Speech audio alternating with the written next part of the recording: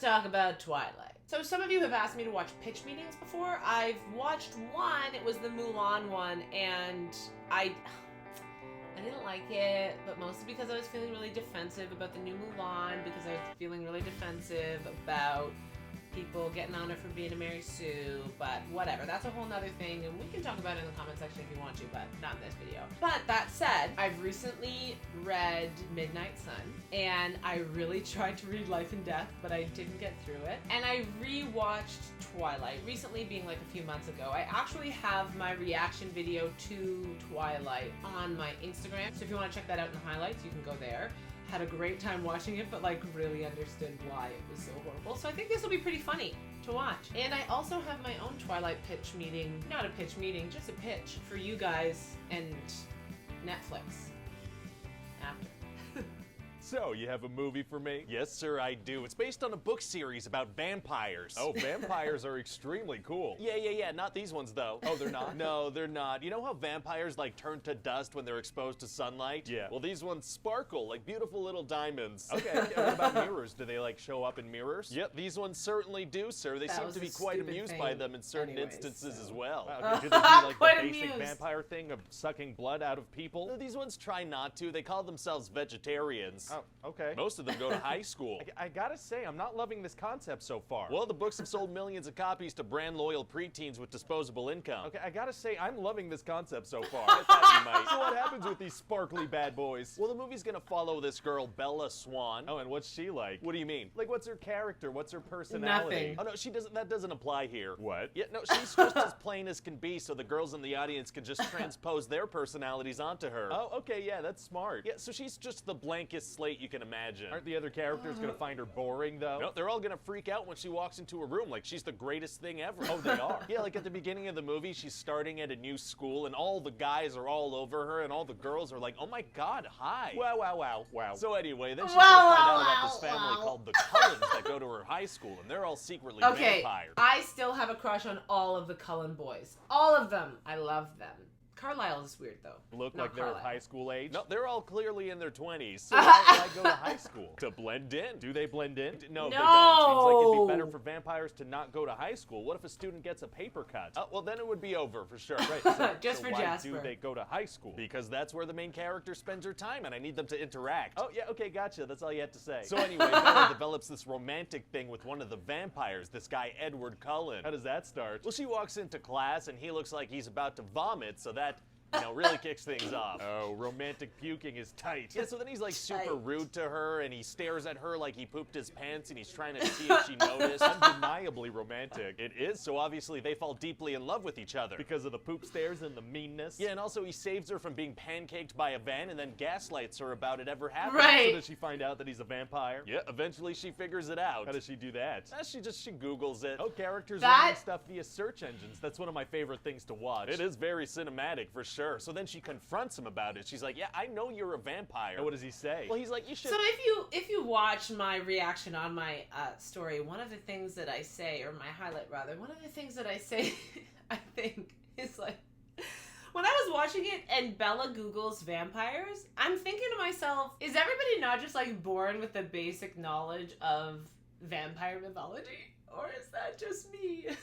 Like, if I met somebody who had any characteristics like Edward Cullen or any other iteration of a vampire, I wouldn't have to Google it. Have some pride, Bella. Love me, Bella. I'm like 100 years old and I've killed people. Oh my god, he's 100? Yeah, he's 100 years old. 107. And he's like, I've been watching you sleep every night for months. I, a very old man, have been breaking into your room and watching you sleep. So she realizes how horrifying this is and distances herself? No, she goes with the exact opposite of that. Oh, really? Yeah, she's like a bull. She just sees a red flag and runs at it. Sure sounds that way. Yeah, so then they're officially dating, so they start to do like romantic stuff. What kind of stuff are we talking? Well, he gives her some piggyback rides, they climb some trees, So just weird. vampire stuff. Wow.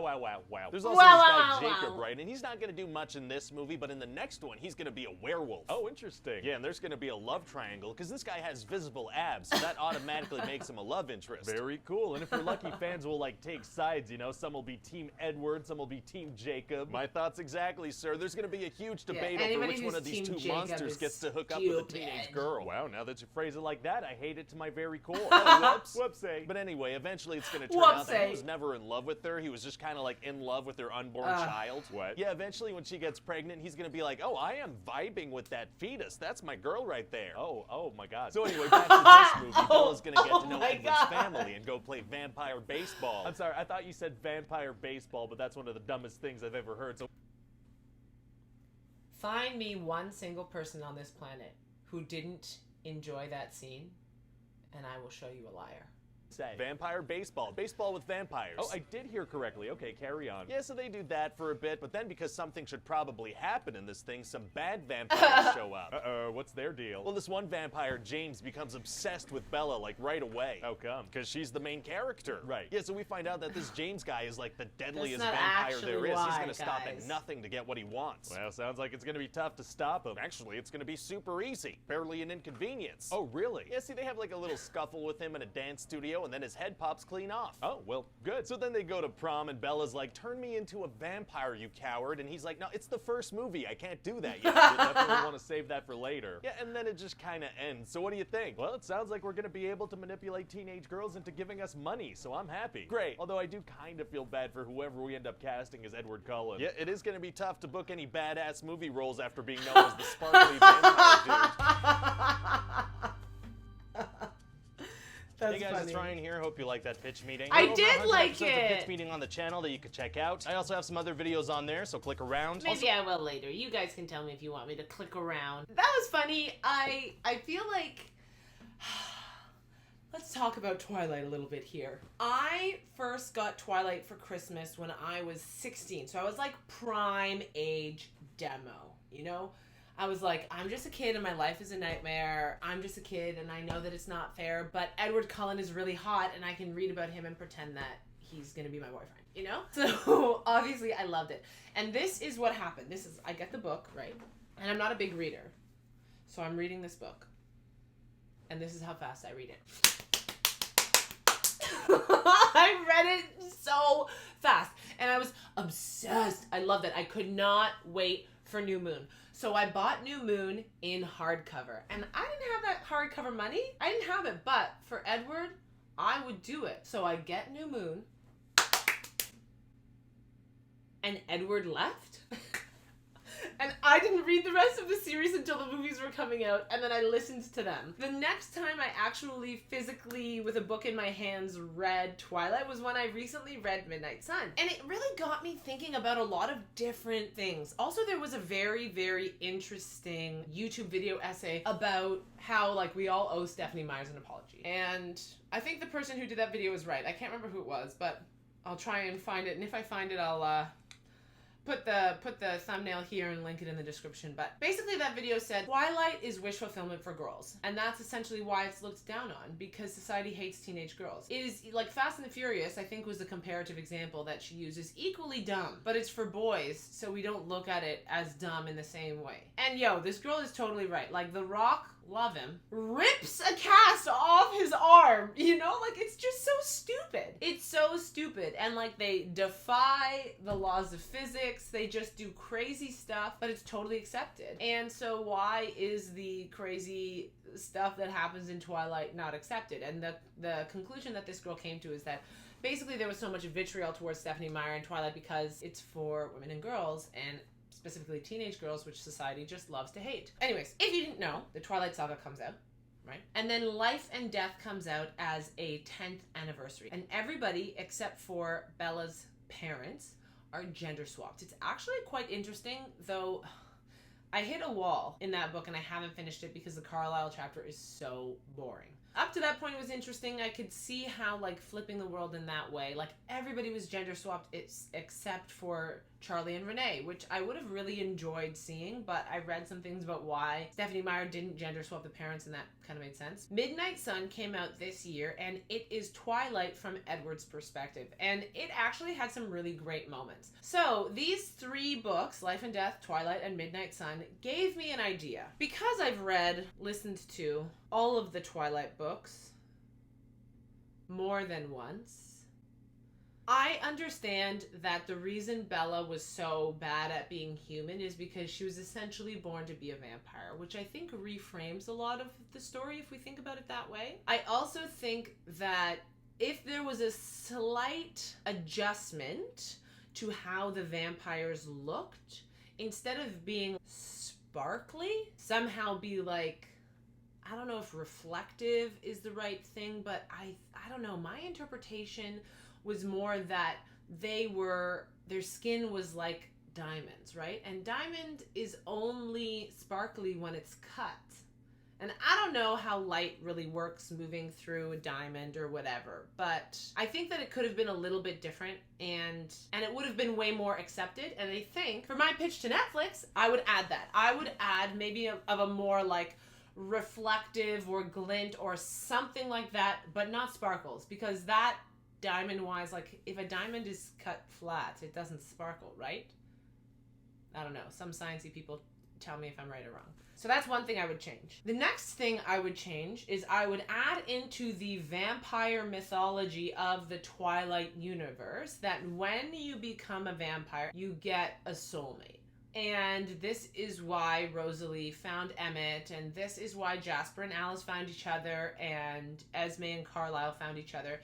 And Edward just had the misfortune of finding Bella not when she was dying, you know? Like fate messed up or something. Like he found her too early. Or maybe like the car was supposed to hit her and he would have turned her. Something like that. And I think having that, especially with the other mythology in the Twilight vampire universe, with like that they don't sleep and that they're basically indestructible, would kind of make sense for me, because then you would at least have like when you become a vampire, you have one person who you never get sick of. You know, as unrealistic as that is, the rest of Twilight's unrealistic too, and I feel like this is something that I would definitely believe. And then it like adds in another layer if you're ever doing spin-offs or other characters, like who is their person? When are they finding their person? When is that person coming along, you know? Okay, so season 1, I think it would be like 10 to 12 episodes. Season 1. It would cover the events of Twilight and end right before the end of the book. Like the climax of the book would be the beginning of season 2. Somewhere in the middle of season 1, just a random episode with no explanation at all, we would jump into life and death. So we would gender swap all of the characters, different actors, whatever. It's never talked about, right? Just everybody is swapped. Instead of Edward and Bella, we have the Edith and Beau universe. So then season 2 happens, we follow the end events of the Twilight book, we start into New Moon, and we have an episode, again, no explanation as to why, in the Beau Edward universe. And we would have an episode in the Edith Bella universe. And then somewhere in season 3, we would have some kind of maybe shamanistic, mystical something happens where Beau and Edith end up in the Edward Bella universe. And we start to see them mash up so that by the time we get to the end of the 4th book, when they're getting everybody together to protect Edward and Bella's kid, because this would be the only one of the 4 couples who would be able to have a kid, of the 2 of them, they find a way to bring all versions of themselves to this universe for this, I don't know, I just think it'd be so cool. I think there's just so much room to play. Oh my god, hire me, Netflix. Oh, I just get really excited. I just see so much potential in Twilight. I see so much potential for pushing boundaries. Oh my god!